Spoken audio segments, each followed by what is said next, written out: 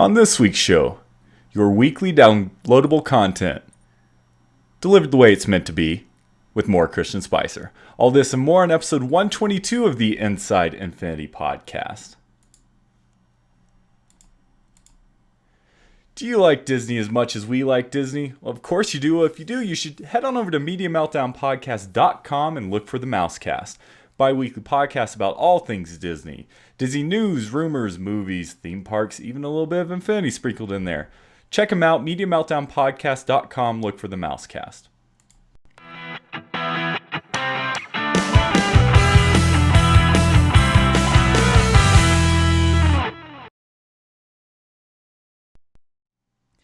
Hello everyone, welcome to Inside Infinity episode number 122.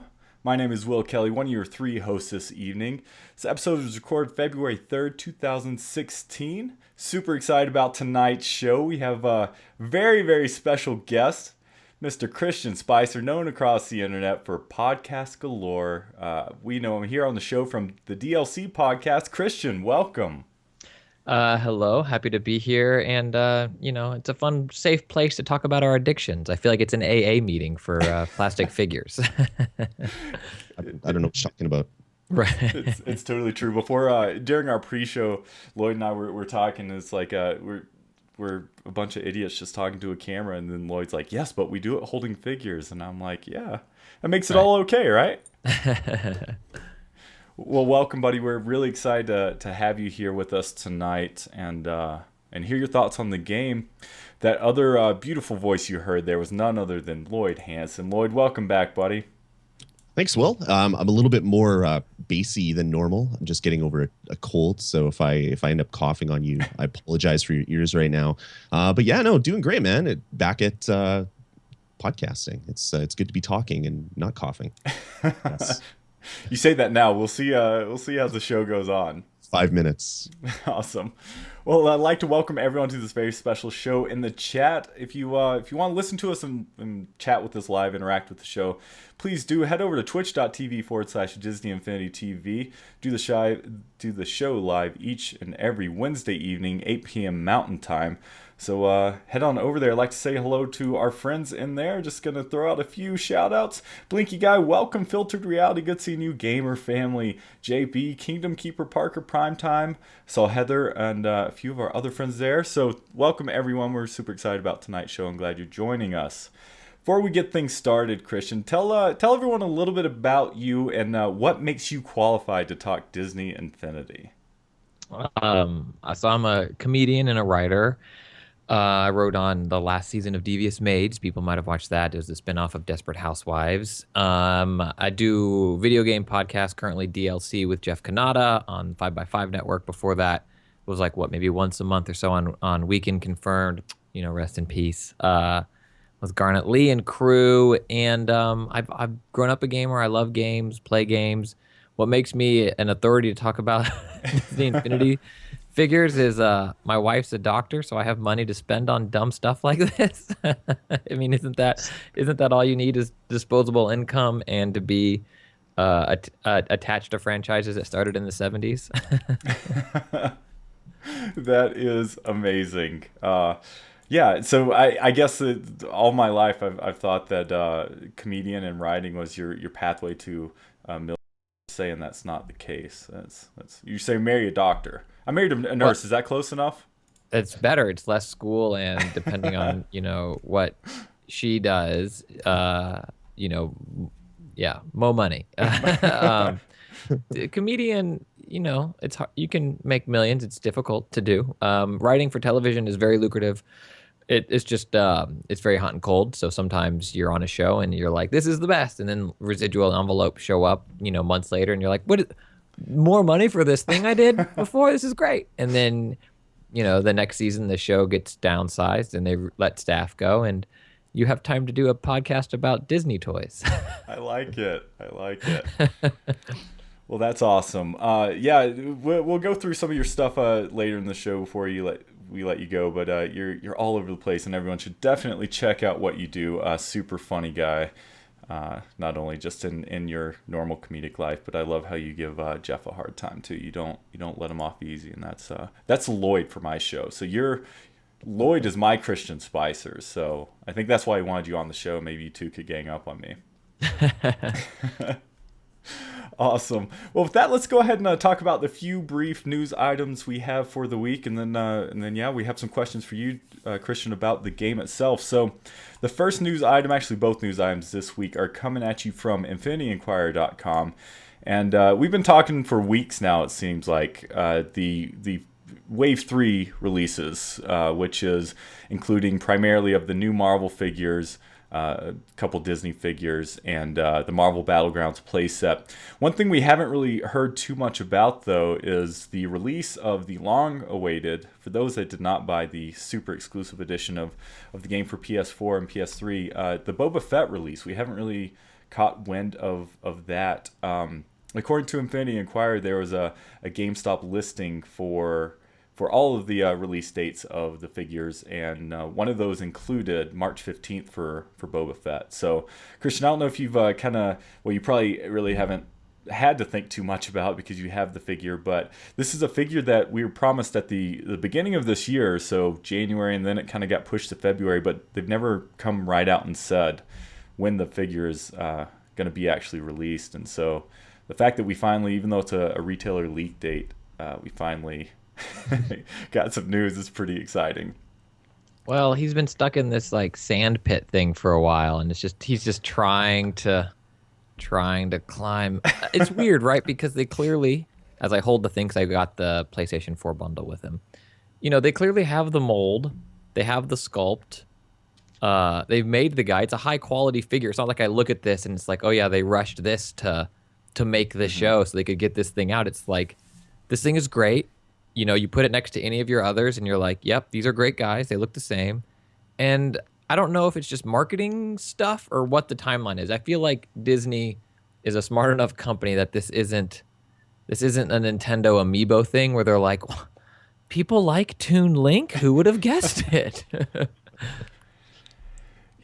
Do you? Yeah, I mean, I think that's kind of the question on our minds. Lloyd, what are your thoughts? Why do you think they've been so cagey about the release day? I mean, Christian, as you just kind of alluded to, there is a certain level of exclusivity for those that bought that edition of the game, and I totally get that. But Lloyd, what do you think the reason that they've been so kind of reluctant to give a final release date on this? It's a weird one. I'm sure Sony gave them a big dump truck worth of money backed up to their door to say, hey, we want some exclusive content. So they probably got that locked down for 2015. For 2016, I thought that would be like first week of January, second week of January, as soon as they could get it out, because they're going to sell hundreds of thousands to millions of these because everybody wants Boba Fett. Yeah. So it's really weird. The only thing I can think of is like if you're playing all the play sets, you're playing the first trilogy, the second trilogy, and then episode 7, you're picking up the Boba Fett coin, and it's like, oh, I want to play with Boba Fett, and it's like, okay, I'll come back to him. So maybe this is like a kind of a last hurrah before 4.0 news comes out to say, hey, revisit all your Star Wars play sets and fly around and shoot Minox or do whatever you're going to do with that figure.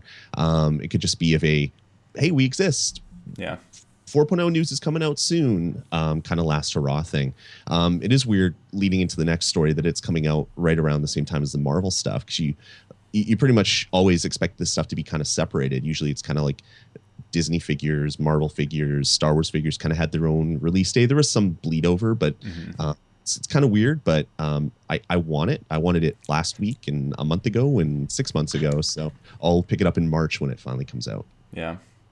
It totally reminds me of the Villains pack that came out for 2.0 with, and I think we even discussed this a couple shows ago with Loki and, oh gosh, I can never remember all their names. Ronan, Loki, and the whistle dude. The blue guy. Yeah, from Guardians. The Walking Dead guy. Yep, Merle. Yes, Just Merle. different words Merle. for the guy from that Walking Dead video game. Yeah. I got it. Yeah, that guy. Wait, are we talking about that Kojima joint now or not? He plays the brother of that guy from the game that was canceled when that thing that happened. Yeah. Do you remember? You know what I'm talking about? It was almost like there's a teaser for it. I feel like it was playable. I don't. Sure. Yeah. Undo. So, is it going to be too little, too late though? That's the question. Like you said, it's not something you're going to be able to play with the Battlegrounds set. So, Yeah. yeah, it's just It is weird because, as we said last episode or whenever it was, Loki, Yondu, and Ronan, I leveled to 20 just because I could. I put on my little levelator level, got him up to 20, looked at all the skills, and was like, "Yep." Went on the shelf and never touched it again. I mean, I'm gonna obviously get some play with them when Battlegrounds comes out, but it's kind of weird. But it's Boba Fett, like one of the most beloved Star Wars characters. So I think this is a little bit different than Loki and Yondu and Ronan. But Agreed. yeah, it's weird, but it's still gonna sell buckets, loads, I'm sure. Yeah, so Christian, you've been a kind of a proponent of the Star Wars and Disney Infinity 3.0. Marvel Battlegrounds is the first Marvel, well, not thing because we've had two figures come out for 3.0, but the first Marvel playset. And, you know, as a longtime gamer, rumor on the street is that it's going to be similar to Power Stone, the old school Dreamcast brawler. Is this a playset that you're personally excited for? I'm excited about it because I think 3.0 is such a better game than 2.0, and 2.0 had so many great figures and characters that, you know, when 1.0 came out and they said 2.0 is going to be Marvel, you were like, this is awesome. This is what I want. And then I feel like the toy box mode and the levels, the actual play sets in 2.0, the Marvel Adventure, I guess, whatever you call it, was just so bland and so cut and dry. And it was like the most recent Transformers game that came out, but without the charm, where it was just, you're in a city. And by city, I mean, you're in this room where you fight stuff, and then there are really badly texture mapped city walls around you.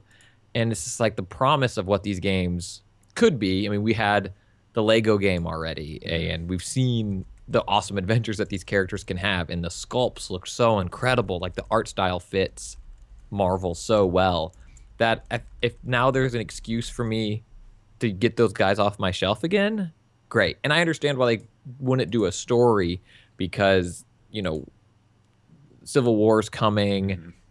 An original storyline is maybe a little awkward at this point because they're trying to kind of gear you up for Civil War. So I think something like a Smash or Power Stone type thing makes a lot of sense. I do think it's interesting, though, that this is the first playset. It's only coming with one figure. Is that correct? Have they done that before? That is, and that's actually a perfect segue. We discussed it. Kind of was in the community. It was kind of a hot button issue when this news was announced because it's the first time. I'm bringing it up here on screen. It's the first time we're getting a single play set or a single figure play set, and this is something, you know, it's.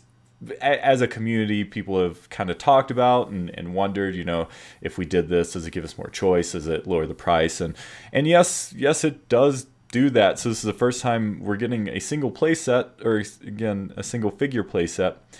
The price was dropped to $30 instead of the standard $35. When you do the math, it doesn't quite equal out though, and so I think that's the thing that a lot of people are upset about. But some news, this is our last news item of the week, and this is again coming at us from Infinity Inquirer. So Best Buy was the first retailer to mark the price down. So if you pre-ordered for $30 at all retailers, you would get a free 2.0 figure as well. So technically, they're kind of throwing you a gimme in there. But Best Buy announced this week that they are going to provide the playset at a $20 price tag. So $10 off the suggested retail. Amazon followed suit. And so it sounds like if you want it at launch, you're going to be able to get this playset for $20 instead of $30. And I think the question with that, it's good news, I think, for us as fans. But I think the question is, did they hear kind of the community uproar with this, and did Disney say, you know what, why don't you guys do something about this to help us out a little bit, or is it just the retailers doing what they do with some of these Toys Alive games and giving us a break out of the gate? Oops. Yeah, it is really kind of weird. Like if you have the Best Buy Gamer Club, you can get this thing for like $16, which is ridiculous. But again, like you said, is this the fans were loud? There was a lot of heat when this press release came out. At least in our small little world of Disney Infinity super fans. But you could see people like John Vignacchi. His Twitter feed was just getting assaulted all day with people that were complaining. So maybe some of that made its way back. I know the Disney Infinity Twitter account was getting a lot of traffic as well. And maybe they saw that and they're like, oh crap, maybe we have to do something here. Maybe this deal that we made for people, we'll save you $5 and you get one less figure, win-win, right? Maybe that was finally talked about in boardrooms, saying, maybe we got to do more, because all of our Marvel super fans probably already have all the Marvel figures. So getting a free 2.0 Marvel figure for your $30 maybe isn't the carrot that everybody was looking for. Yeah. So interesting. I'm glad that I'll be able to pick it up for $20 at the end of the day. This is awesome for my wallet, I guess. What do you think, Christian? Do you like the idea? So they positioned this when they announced it that we've heard your cries as fans to have more of a choice on what figures you kind of bundle in yourself. So we're not forcing you to have two figures. Do you... Let's assume the $20 price is going to stick. Do you think this is a good kind of solution in that scenario? I think that kind of changes things compared to the $30 price tag. But do you like the fact that it's only including one figure, and that means you can go and do what you want with a second figure? I mean, I don't think that argument necessarily holds water. That seems like a retcon of an argument, right? Now we're back at Spider-Man #1, and he has web shooters built into his wrists.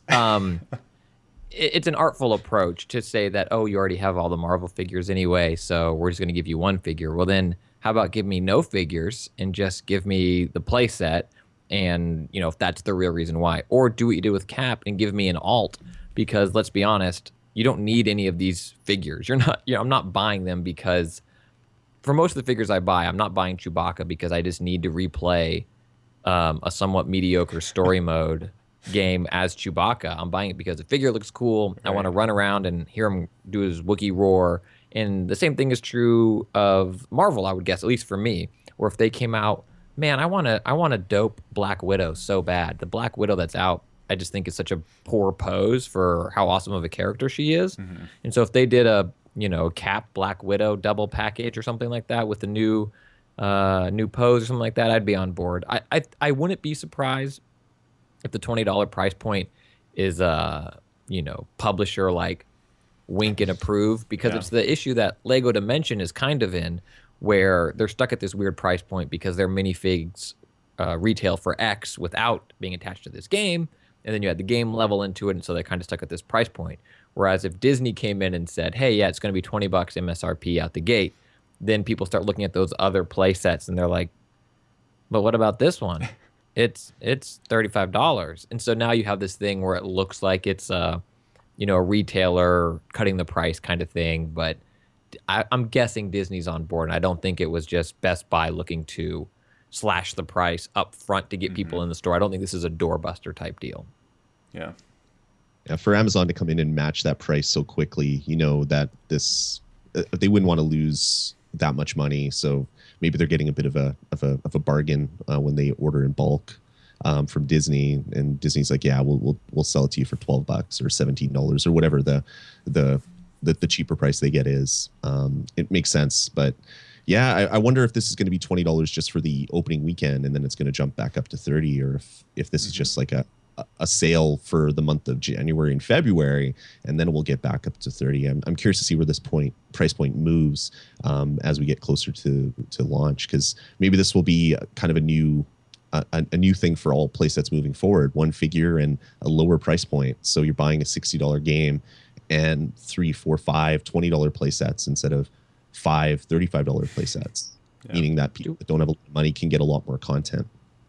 Do we know do these playsets, or is this playset, does it have like the hub world? We don't really know anything about this playset, right? Is there like a hub world I need to go collect 10 rats before I can get my figures to go brawl, or is it just kind of brawl away? Because I feel like so much of the time in these playsets is spent in each hub world to do like 2 dope story missions, and you get to this hub world, then you go collect some stuff, and then that's what makes it 3 to 4 hours. And I just don't know. I don't know how this is a play set and not the kart racing thing. Like, what did they call that? Or, you know what I mean? Toy box takeover. Yeah, that's an excellent point. And actually, it's a question that we've had on the show. Is it seems like just on paper it would be right to be a toy box game disc, which is what the Raceway and Toy Box Takeover is, and that not only it would be cool, but it also opens it up from just being Marvel.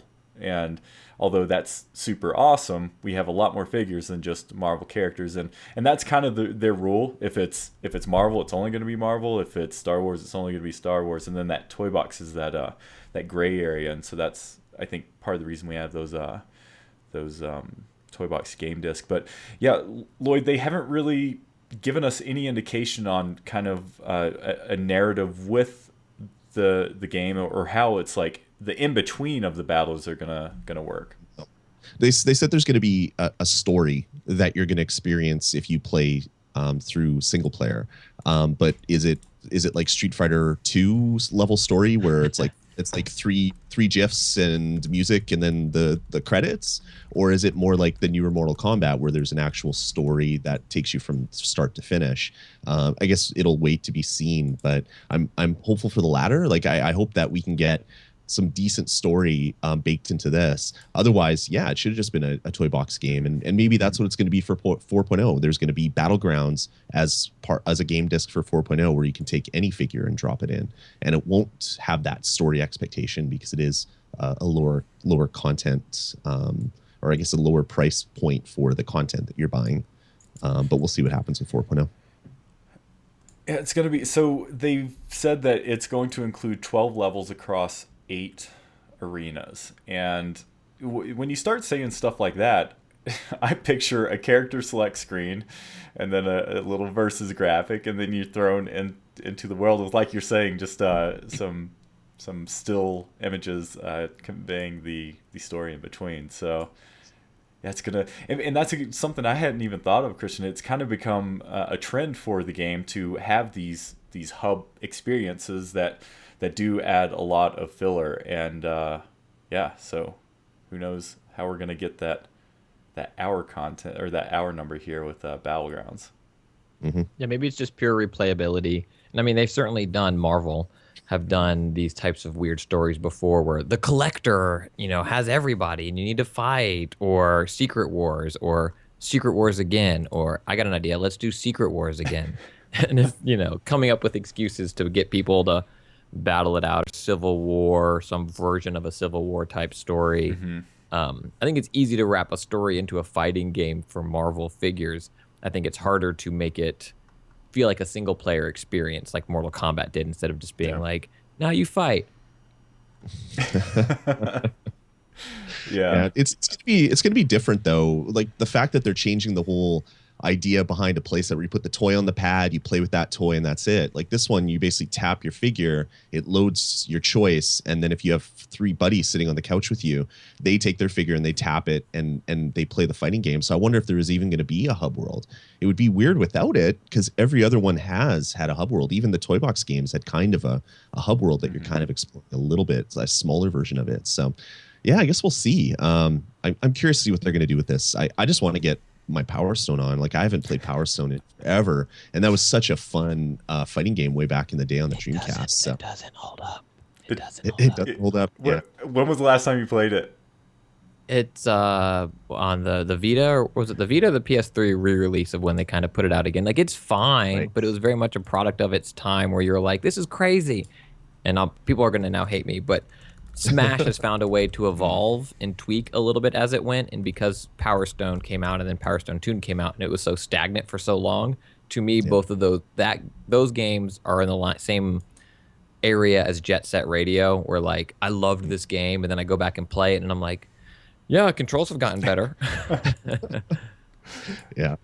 I was totally off the subject, but I was playing Until Dawn the other day, and it totally brought back that old school Resident Evil feel, like the originals. And I know we had the recent re-release of Resident Evil, but I was playing Until Dawn, and I was like, man, this is great, but I wish it had more Resident Evil. I wish it had that more old school survival horror. And then I kind of think about all the inventory management and all the combining of herbs, and I'm like, you know what?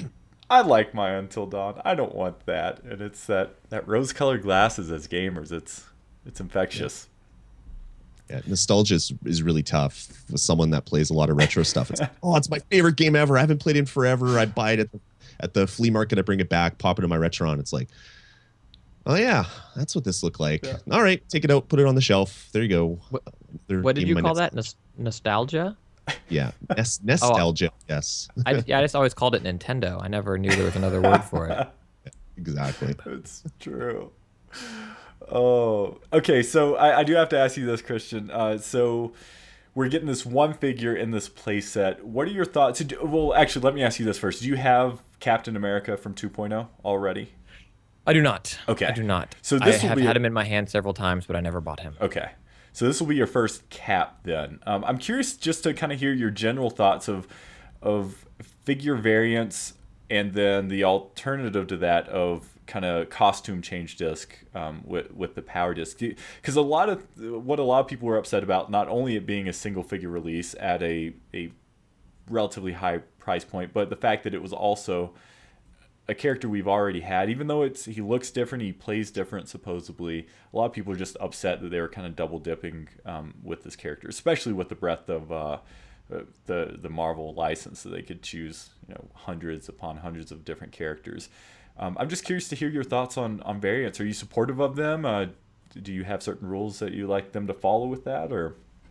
I'm supportive of variants. I think variants are best served when they are not bundled with a playset. I'd love a variant Obi-Wan Kenobi. I'd love an old man Obi-Wan. I'd love, no, that's the best one that jumps to mind. But I'd like an old man Han. These are all Star Wars examples. It's a little less cool when it's bundled because you're stuck buying into it. Mm-hmm. But I also don't know if there are thousands of characters for them to choose from, because this is Disney, I think, playing within the world of the film rights and those divisions to some extent. And whether or not legally they have to, I mean, they've done Spider-Man and some of these other characters, obviously. They also want to put forward their stuff. And so they're not going to come out and put Reed Richards bundled with this thing when that last movie bombed and they've killed, spoiler alert, that comic doesn't exist anymore.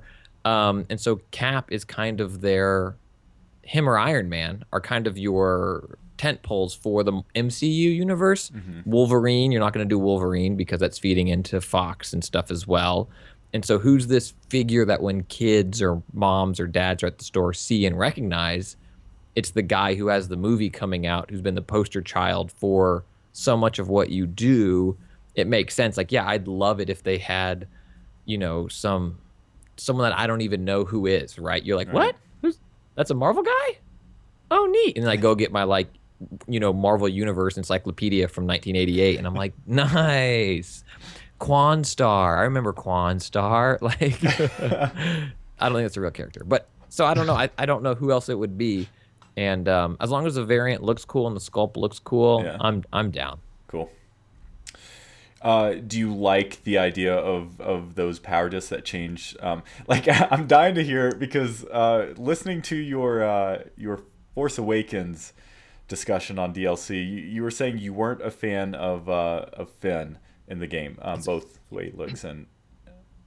Well, in the game he's fine, but I'm looking at the sculpt is awful. The picture of the sculpt doesn't even look quite as bad. In real life, he just looks like, if you put him against a wall, he looks like the guy that got too drunk and your friends stuck him against a wall at a party. He's just weird, and he's such an awesome character. It's just.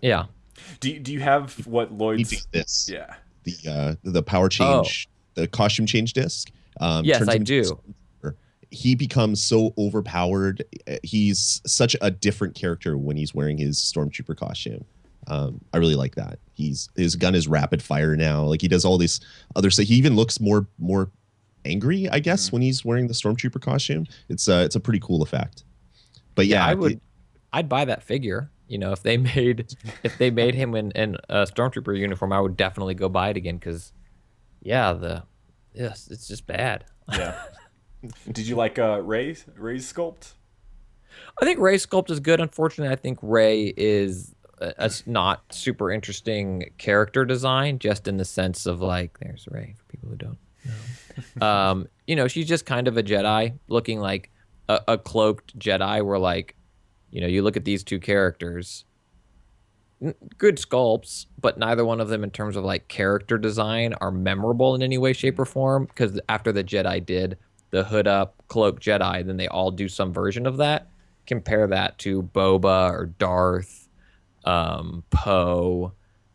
It's fine, but that's the character design from the film, which makes sense for a desert planet. Yes, awesome. Yeah, that's a good thought. So I was just curious to hear your thoughts on that, because like the power change disc, it may make him cooler in game, but that's not going to affect his sculpt. And if that's where the issue is, then it's maybe that's where variant actual figures are a good way of going about it. I see the characters 100 times more on my shelf than I ever see them in game. I'd much rather them look cool on my shelf than in game, to be honest. Yeah, that's a really good point. How do you prioritize that? Because certain segments of gamers are going to experience that differently, right? Like you may see the figures more out of game, whereas someone like a toy box artist who spends hundreds and hundreds of thousands of hours just building in the toy box, they're going to be looking at those figures in game. So if they had to choose, I don't know, maybe they would choose in game versus out of game. So that's you're bringing all these things to light. We've been come in, stir a pot, and then get out of here. Yeah, we've been talking about this game for 2.5 years, and you've already brought up two really good points we never thought of. So, well, awesome. That's the news of the week, Christian. Now it's kind of the fun part of the show, the laid back part, where we just kind of sit back, chill, and relax and have a chat. So this part's all about you. And Lloyd and I were just kind of curious. I think maybe to start things off, tell us a little bit about how you got involved with the game, what versions of the games you played, or just what kind of figures you've had, and kind of your introduction to the game. Yeah, so I mean, 1.0, I was pretty excited about 1.0. Skylanders was the rage within. It took a lot of game critics, or whatever you want to do, by surprise, and by being a competent game. And then all of a sudden, it's like, I would say a lot of gamers have some other collecting addiction before they became gamers, whether it was baseball cards when you were little, or comic book figures of comic books themselves, or something. And so I think Skylanders kind of took people by surprise. They're like, hey, the game's not bad, and it's fun for my kids, and also look at my collection. So I played 1.0. I had 1.0. I never owned 2.0. I played it at a lot of conventions and spent time with 2.0.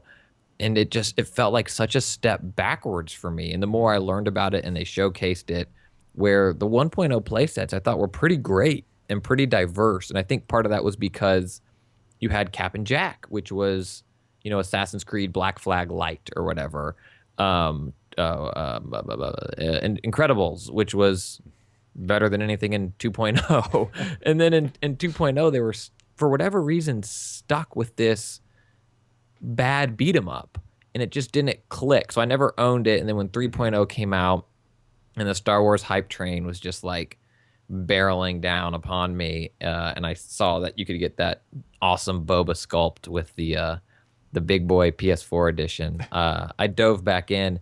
And also I had some hands-on time with it. I think the tweaks that Ninja Theory made to the combat really show, and it's not complex by any stretch of the imagination.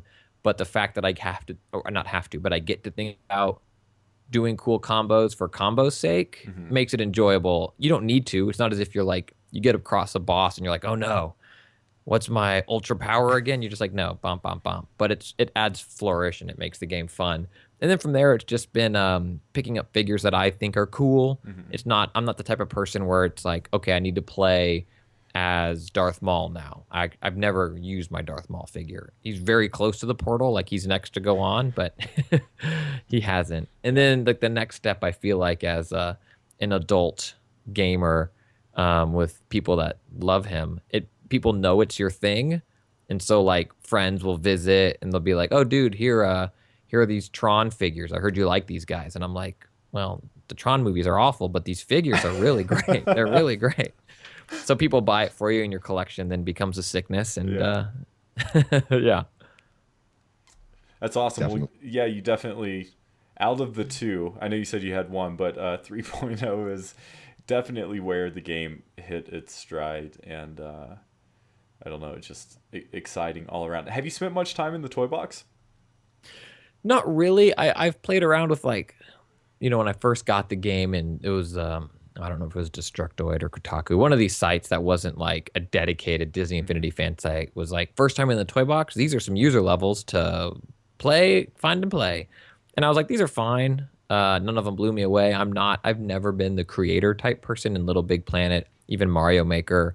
So I appreciate what's there. I spent more time making my house beautiful because Animal Farm is still a sickness that I have. But that's not the hook that keeps me coming back. Yeah. Yeah, and actually that's Lloyd and I's kind of thoughts as well. We're kind of the playset players, and we enjoy playing others' toy boxes, but it definitely, you kind of have that Mario Maker / Minecraft mentality. Although Lloyd, you play Minecraft a lot, so. Well, Minecraft loads better. I think if in 4.0, and I don't know what it is, where the bottleneck is, but if these levels could load, Mario Maker is pretty good too. But like, I want to decide I want to play it. If I don't like it, I want to X out of it and just have it be seamless instead of like, oh, this sounds neat to play it. I'm not that into that. Back out. Yeah, that's what they talked about with in the hub with Flynn's Arcade. You'd be able to just jump in and it would immediately load into another level. I was like, oh, this is going to be amazing. But at least the loading screen isn't just like just an image with a bar on it. Mm-hmm. Now at least you see like the level building up as it's spinning around. But yeah, I totally agree. It would be nice if it was near instantaneous to get in and start running around. Kind of like Minecraft. Once you're in, it just loads stuff as it needs to. Would be really nice. Yeah, it encourages experimentation, whereas anything, especially if you're in toy box, well, I shouldn't say you, I'm not projecting to everybody, but when I'm in toy box mode, I'm in there just to see cool things and mess around. And then, like, I'm not sitting down like, okay, I need to beat GTA 5 today or whatever. Or like, I got to get to the end of Tomb Raider. It's like, hey, I have some time to kill. I'm going to waste some time. And then anything I'm doing in that time that stops being fun gets me on to the next thing or reminds me that I should be doing work or I could take a nap. And so those load times after I play like 3, I'm sure the creators spent a lot of time on them and well thought out, but just didn't click with me levels in a row. I just put the game aside and move on to something else. Mm-hmm. Exactly. So I know hearing you talk on DLC, you have a young family. Do you play any of this game with family, or is this mostly a you game that you get to geek out in your own little corner with your toys? It's mostly a me game. My oldest is 3, and she's seen some games and play some games, but for DLC and then I don't know, it seems weird to say job, but small corner of the internet where people care what I say. Most of the games I play aren't family friendly, so most of my game time is either in my office away from them or after the kids are asleep. And so because I kind of have everything set up in there, it's again just like one hurdle to be like, hey, Estelle, come, let's go to my office and play some games right. Or whatever. But she's interested. She's shown interest. I don't know. It's an interesting question. Like, when do you introduce kids to games? And Disney Infinity isn't violent by any stretch of the imagination compared to what's out there. But like, you're still dismembering dudes. Like, there's no blood, but human heads go flying. Right. Those are human heads that go flying, and they're not Lego. They're human beings. It's like, I feel like sometimes I literally feel like I'm playing Mortal Kombat on the Genesis without the blood coat on. Like, that's too funny. It's weird. It's really weird. Yeah. Yeah, but they get away with it because it's like these toy pieces. It's like when you ripped apart your G.I. Joes as a kid, but totally see the connection there. I get that. Yeah. I introduced my kids pretty young to gaming just because I've been podcasting about games for 10 years. Mike my house is filled with games. Like, it's games everywhere. So my kids immediately wanted to get in on that. But it was like, buy Toy Story 3 on the PlayStation 3 and give them a controller that wasn't hooked up. And then I would play the game and they would sit there and it was fun for them. Then we moved into Skylanders when they were fairly young. And they didn't like the game so much, but they loved the battle arena. They just love running around, just attacking each other. And it's just, that's something that they still do in Disney Infinity. It's just the chasing each other and playing. And it's even better in Disney Infinity than any of the other Toys to Life stuff. But I hope that with 4.0 that we get kind of a battlegrounds, because that's kind of what my kids loved. I mean, they're older now, but they still kind of love jumping into Skylanders every once in a while and just getting into some of the old I don't know, battle arena type stuff. Make my sister's life difficult mode that my son gets into is fun for them. She enjoys it too, which is weird, but more of that in Disney Infinity would be really great. Yeah, I mean, I've tried to get. I was like, yeah, this is a perfect game to get my wife interested in games. She likes the Disney stuff. She turned into a Star Wars fan with The Force Awakens. And every time I try to get her to play, no dice. So when I do have kids, I'm going to force them to play video games with me just so I'm not playing alone. But I mean, there still is. I'm going to reach over and get a mic controller as I fall away from my mic. I mean, there is. So this is an Xbox Elite. Well, an Elite. Doesn't matter. That's not what I'm showing. It's just the closest controller. Like, even for a child, this is intimidating. And I know what Nintendo was trying to do with the Wii. I'm playing a Prince of Persia game on Wii again. But like this, it's intimidating. Mm-hmm. And I don't know what the future is. Even that kids now come up and they know it because they learn on it. So like your children find a way and they know what it is. But I find myself, even with Disney Infinity, I haven't played it in a while, sitting down, holding the controller and going like, got it. And like, you relearn the combos or whatever. And I don't know what the breakthrough is going to be, because Nintendo obviously didn't do it quite right with the Wii, because that wasn't precise enough either. I don't know if it's the Vive HR headset with like the type of move controls or something like that. But there needs to be some other way that allows the depth of gameplay that people like, but with the simplicity that, like, if you give this, if I gave this controller to my wife or my mom, she expressed interest in getting back into gaming. She's the one that, brought me in. It's just like, yeah, well, this is a good, well, no, I mean, use a shoulder, but yeah, it's not that, but you just got to stick with it. And I don't know if I knew the answer, I'd be rich. Exactly. It is really weird. Control like inputs are kind of weird. You show a game to someone that's like older, like someone that's like grandparents' age, and they don't grasp it. Or some of them do, I guess. I'm not going to make a generalization that they don't grasp it. But you give it to a kid. Old people, go ahead. I do. You give it to like a young child, and they get it because they're used to trying things to see what works. Yet you give an iPad to a 3-month-old kid, and if it's not drooling on it, or I guess a 6-month-old, they can figure it out. And it's like, wow, okay, so these buttons are what's holding people back. So yeah, maybe getting VR headsets and motion control, seeing your hands in front of your face while you're in the game might make it easier for some people, but yeah, it's kind of tough. I don't know. My kids were born with a control in their hand almost, because they're just around in my house.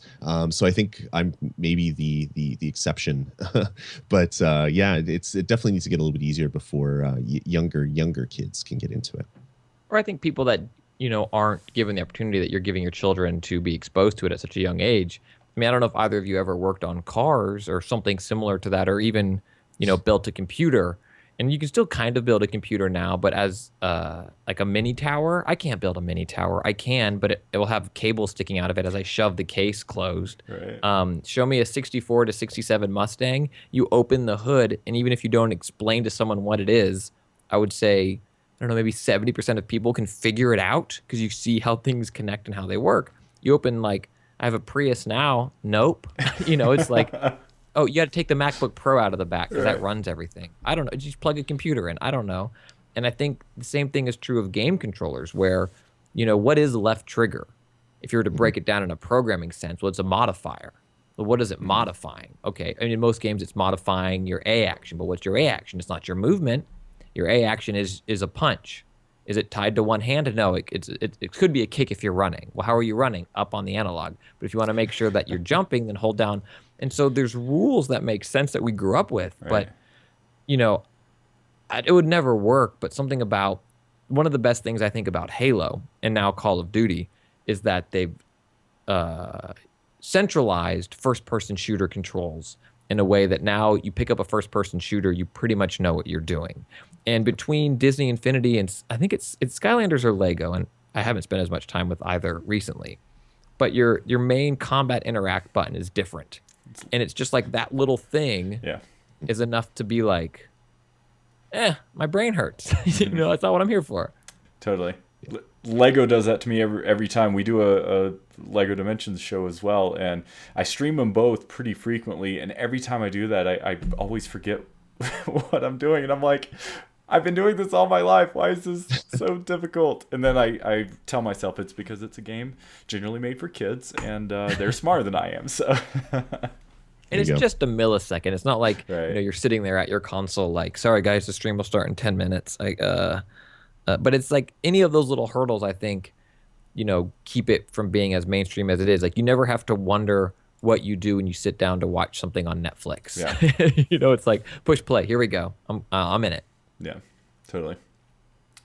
Well, that was an awesome conversation there. A few more questions for you before we kind of wrap things up. Just we kind of ask everyone who comes on the show, Christian, what are either your favorite figure or a couple figures, and then what figure or figures are not in the game that you would like to eventually see make its way there, given the Disney properties. So my favorite Star Wars figures are Boba Fett, sorry, Darth Maul, one of the best character designs I think that they've done. I'd love to see a Jedi Luke, like hood up, green saber, one hand missing. I would really enjoy that. I'd love a Lando. Lando is kind of my Boba, where like Boba's a better character design, but for the amount of screen time that Lando has in Star Wars movies, he's such an awesome, potentially complex character with like what are his motivations for, betraying his best friend? How did he become best friends with Han? Like there's so much backstory and I forget what it is, 20 minutes of total screen time, if that. I'd really like Lando as a character. For Marvel, I want to see a Spider-Man on webbing somehow. Like they get some cool, creative, like athletic poses with a lot of their characters. But while the sculpts don't come out as well, I think for Amiibo, Nintendo at least tried to do some things with like Luigi flying or people on clear pieces. I think you could have an interesting, or Sandman, or so. I want to see something break the mold of just like a cool dude standing on a platform. So I think Spider-Man or Sandman could be a really cool, or Venom, like that type of character. And then for Disney, like Disney proper, I think it'd be so fun to have Mary Poppins running around, like with a cartoon bird as a power-up or something like that, because it's such a weird world that she lives in. She's a flyer. Everybody loves a flyer. How dope would it be to be like having your umbrella? And I don't know what you do, but I don't know. I think she's such a fun character in the film, and I think she'd make such a different type of Disney character. And even I think it'd be a fun playset if you're in Cartoon Land, or maybe you go Roger Rabbit or something like that to pull that off. But Mary Poppins is my outside the box character that I'd love. I like that. I think that is one that has not been mentioned. That's an awesome idea, especially like you said with the whole imagination aspect of it, and that kind of brings it full circle to the game. Too bad they'd release it and it'd just be a cleaning game where they're like, your house is dirty, go clean it, and you're like, your kids are a nightmare, make them behave. Oh no, this game's just real life. I was gonna say that's the actual parent playset, so it just makes you discipline kids. That one costs more than $20 at Best Buy, I'll tell you. Yeah, way more than. Yeah.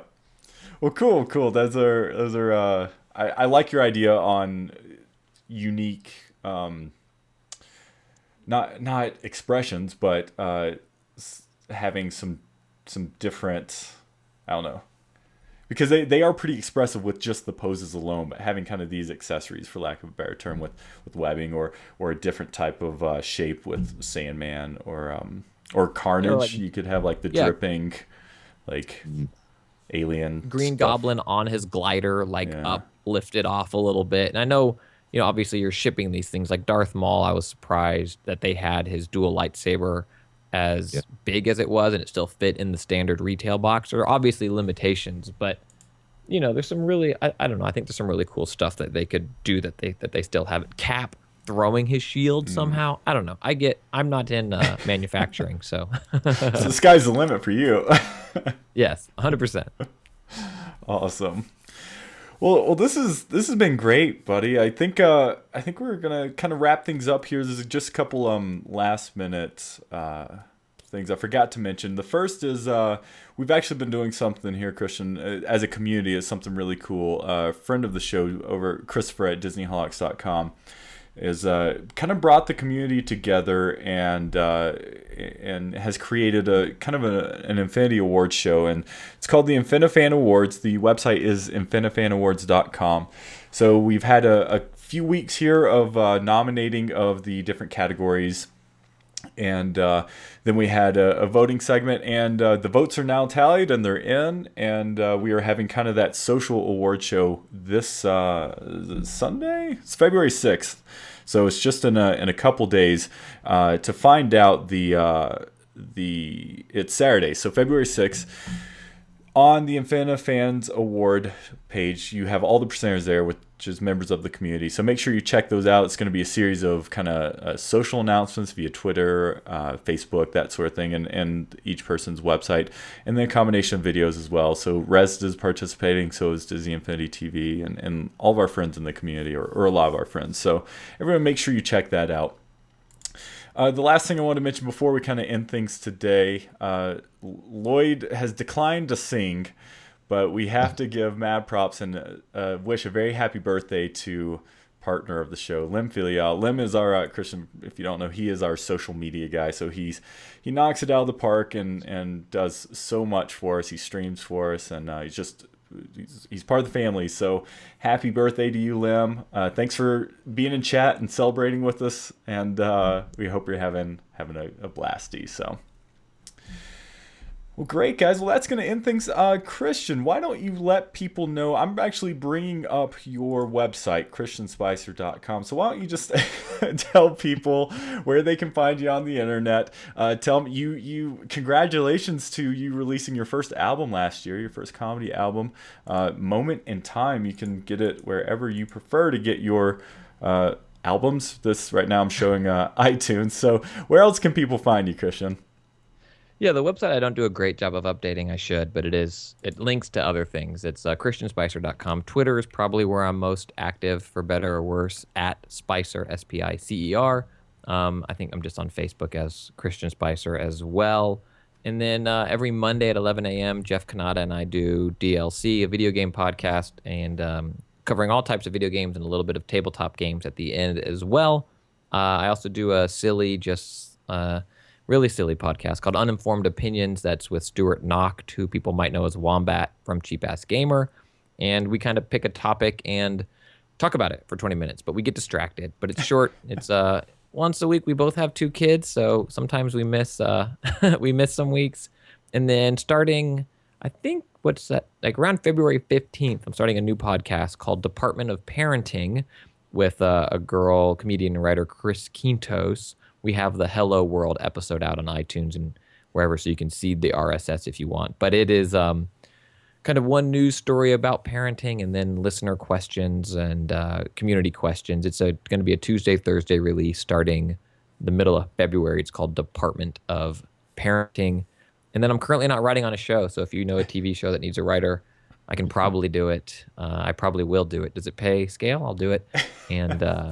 And yeah, my album, it did great. I was really blown away. People seem to like it. It's definitely not clean. It is explicit lyrics throughout.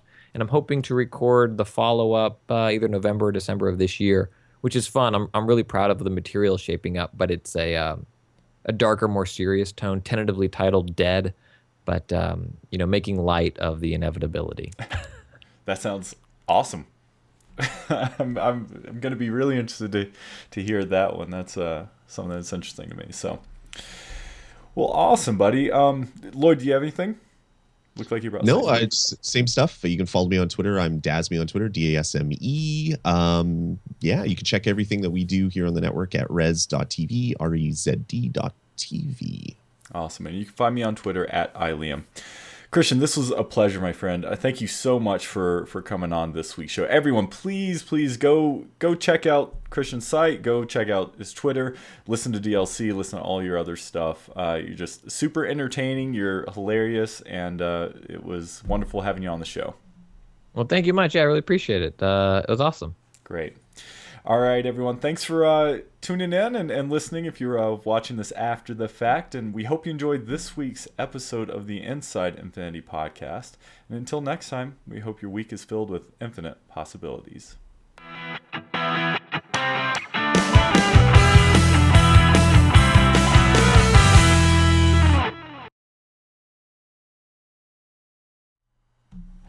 We hope you enjoyed this week's episode of the Inside Infinity podcast. If you like what we do, please subscribe and follow us on all of our different social networks and YouTube and Twitch. Also, thanks to all of our patrons. If you'd like to become a patron of ours, check out patreon.com/DizzyInfinityTV. And please head over to res.tv, our parent network, and subscribe over there.